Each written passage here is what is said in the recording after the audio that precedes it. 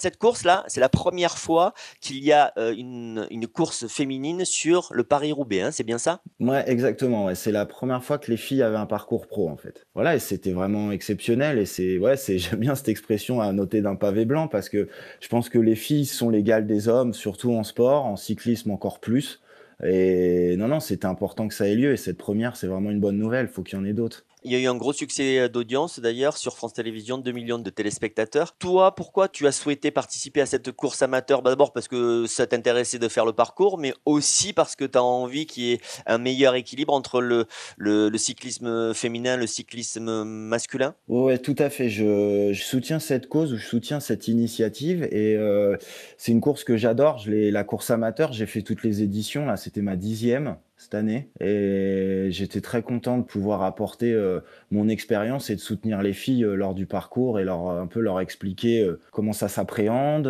une entrée dans un secteur pavé, etc. Et vu qu'elles étaient hyper fortes dès la première section passée, après c'est bon, c'était des sourires et on a rigolé, on a passé un super bon moment, quoi.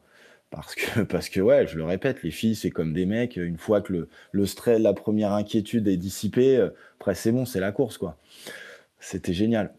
Et là, la particularité, c'est qu'il faisait un temps horrible, qu'il y avait même des endroits où tu devais traverser presque des petits ruisseaux. Ah non, mais On a vu les visages recouverts de boue. C'était quand même particulier ce Paris-Roubaix là. ouais, ouais, ouais, ouais, ouais, là, c'était, les anciens, ils ont l'habitude de dire que si on gagne pas le Paris-Roubaix sous la pluie, on l'a pas gagné et apparemment, de ce que j'ai discuté après la course, il y avait pas eu de conditions météorologiques comme ça depuis, 18 à 20 ans et la dernière fois où il avait plu, c'était il y a 11 ans et là, c'était les conditions qu'il y a eu là, particulièrement cette année, elles resteront exceptionnelles vu qu'on était en octobre et que normalement la course, elle a lieu en avril. Donc là, saison des pluies, de la betterave, etc. Enfin là, il y avait tout, hein.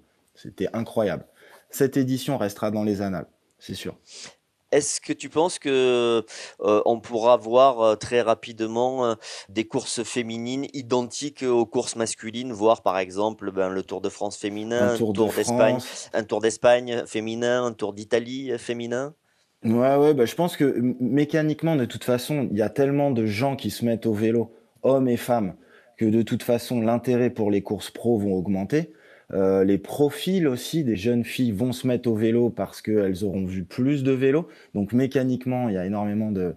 Voilà, créer de l'engouement, forcément.